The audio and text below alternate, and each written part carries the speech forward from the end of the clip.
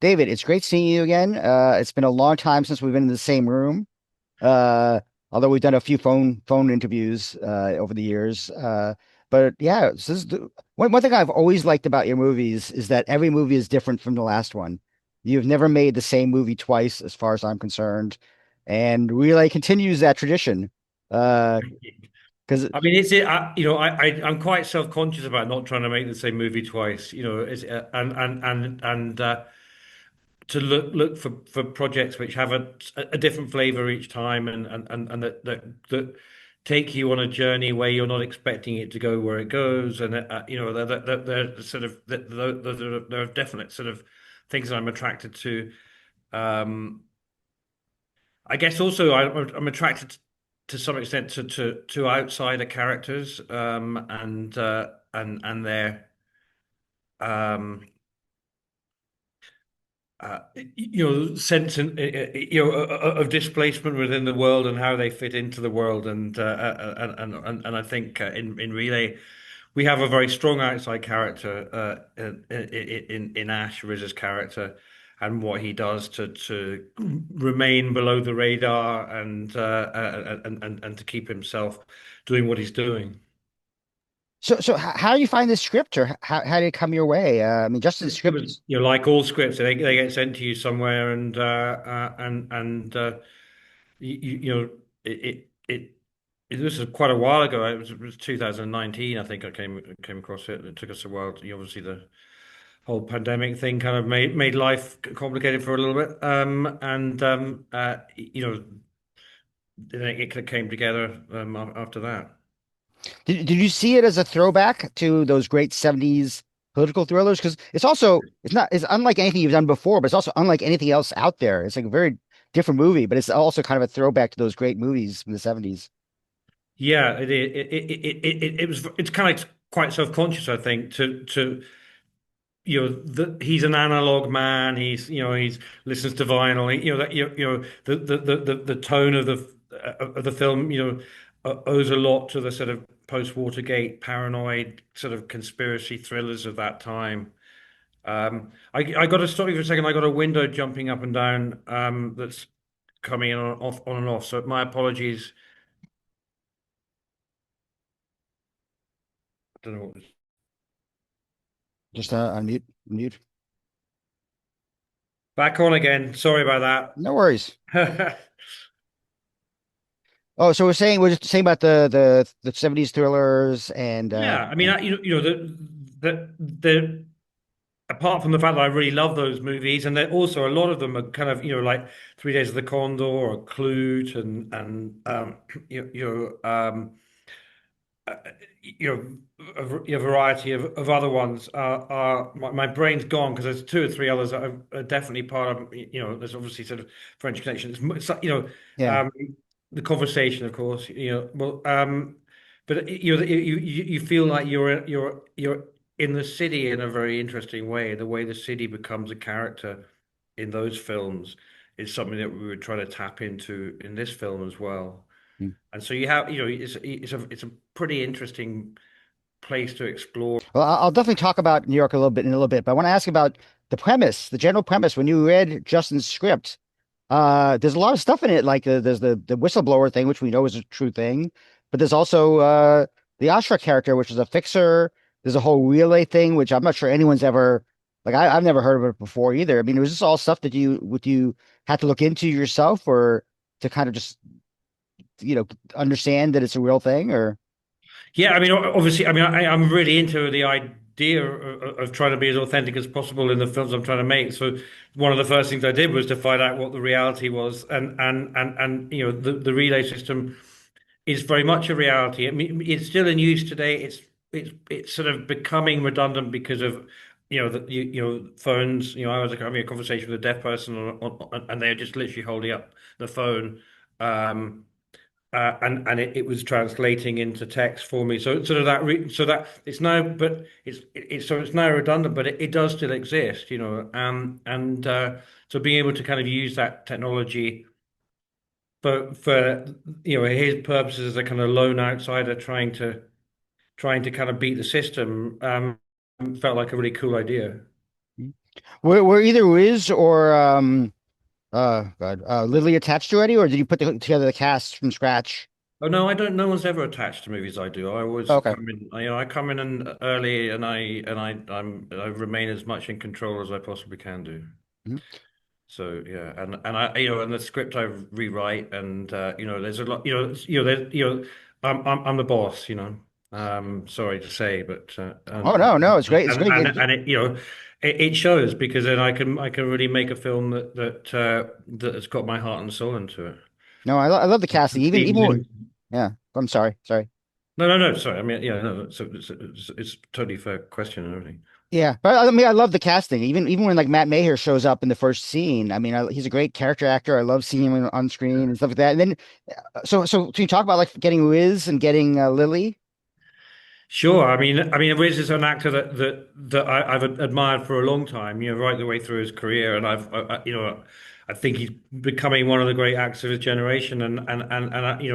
So I wanted to work with him, and this film, seemed to be something that could work, and he responded to the material, and we very much went on the journey together. It was a great collaboration, just exploring the material and trying to understand how you could express a character. He doesn't speak for the first 30 minutes of the film, and how you can convey a character and a vibe and an attitude and emotions, in that non-verbal way, which is really interesting, for me.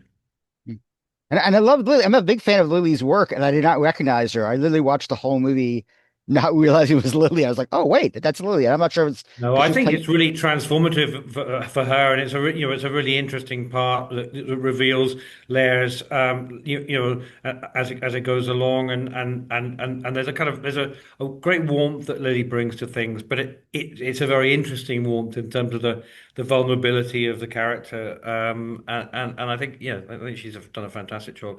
I was very happy that they both were at the premiere at Tribeca 2 days ago, and it's the first time either of them had seen it on the big screen, and they were really really happy with the result, and so that was very gratifying for me. Oh, nice. Did this premiere TIFF last year or premiered somewhere last year? Yeah, Or? but Riz and Lily were both working. Ah, gotcha. So yeah, I had Sam Worthington with me at TIFF, which was great, and Sam's working now, and they're both available for this Hmm. this little bit. Oh, great. Well, good for Tribeca. They get the two leads in the movie to Yeah. premiere. That's great. No, no, Well, I is know. it? I mean, that festival, it's been, I first came in, I think it was 2005. It was where it was very young, and I've had three films here so far, and you can see that it's getting bigger and bigger and stronger, which is great. Was Asylum the first one, or was it which movie was first? Asylum was the It was first one Asylum. that That's what I made, thought. yeah, Okay, yeah, yeah. yeah, yeah. Yeah, yeah. So is it hard making a film like this where there's so much as like a phone calls and the relay aspect has plays such a huge role, especially in the first hour or so. Is it hard making a movie like that and kind of like in What's hard editing? is the fact that you have actors in different places, so they're not in the same room together. Until the later part of the movie, and you're having to create a relationship and create their connection in a dislocated way.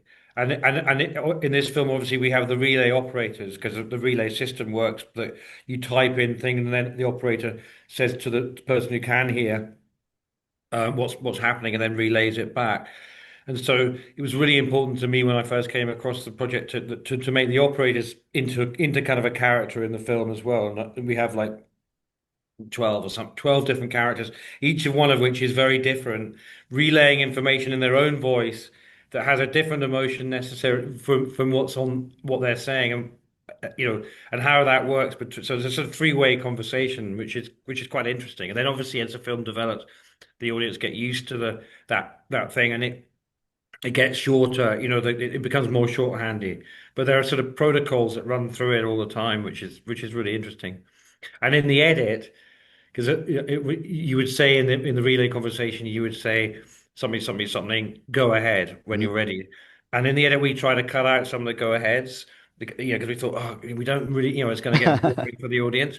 But then we realized that actually people were picking up and going like, "We didn't say go ahead then." So Right, right. so we had to we kept to the protocol for the whole of it, which is pretty interesting. Yeah, but also it added a lot more locations to the movie. It added a lot more cast, did the Yeah. cast, which is really interesting. Um, okay, so I'm a lifelong New Yorker. I actually live in some of the areas where you were shooting, so I recognize them right away. Um, and I will say that this is one of the best New York movies I've seen recently because it literally, as you could tell, I know it's New York because I could see the locations and I know locations, and it was so well done, even to the point where like when he gets out of the subway to go to town hall. That's the real subway. When I go to town hall, that's the subway station. That's literally how I get there. Yeah, yeah, yeah. Amazing. I know Matt Basil has a background in locations, so I know. But how did you manage to kind of like get those locations right? It was very hard because actually we shot half the film in New Jersey, or more Wow. of the film in New Jersey. Mm, But it was very important to me to get the flavors of New York.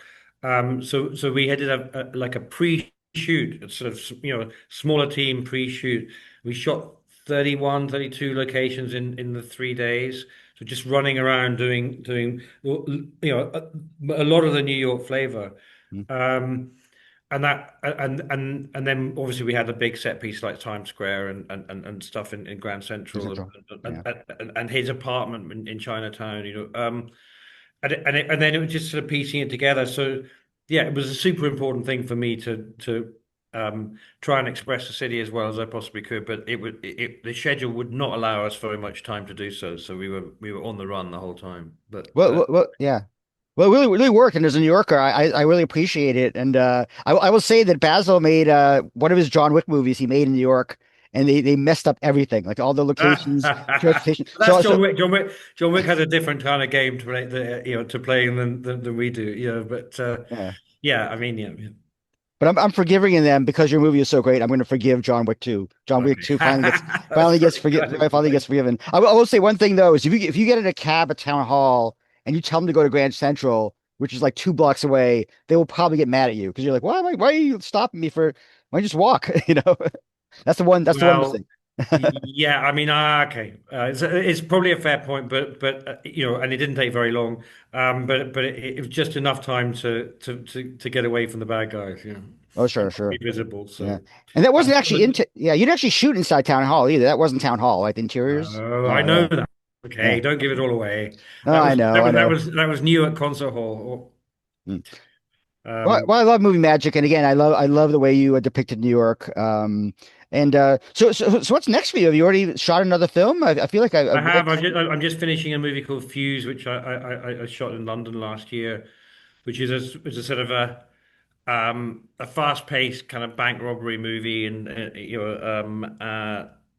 with a very different flavor to this. But I guess it's a London film, not a New York film. But yeah, we're very nearly done. Oh, great. Well, I haven't been to London in about 10 years, so I really miss it. I Okay. used to go there. I used to go all the time. But David, it's great seeing you again. I'm so happy you have another movie. I hope you have, I'm like I'm not this is not journalistic bullshit. I'm so happy when I see a movie from you. I've been following, your career has been my career is kind of mirrored where your career where I kind of have been following it. And when you wait 6 years to make another movie, release a movie, it's a bummer. So I'm glad you're Well, keeping busy. So thank you very much, man. Really appreciate it, and great to see you again. And thank you for having me on your show. show, well, it's not a show, but Well, whatever. I mean, you're whatever, you're yeah. Yeah. Yeah. Nice Thanks, man. seeing Riz behind you as well. Yeah, and that actually is my neighbor. That's actually not my street, but it is my neighbor right behind you. So that It's a cool neighborhood, man. I'd like to live oh, there. It's a lot of money. I don't know. Well, It's getting gentrified. It's getting worse. So yeah, I can imagine it's getting yeah, different. listen. Oh man, great seeing you again. Thanks so much. All right, cheers, Take everyone. care. Thanks a lot. Thanks. Has it ever gone wrong? Sometimes we have to walk away. Are you lonely? I recommend we keep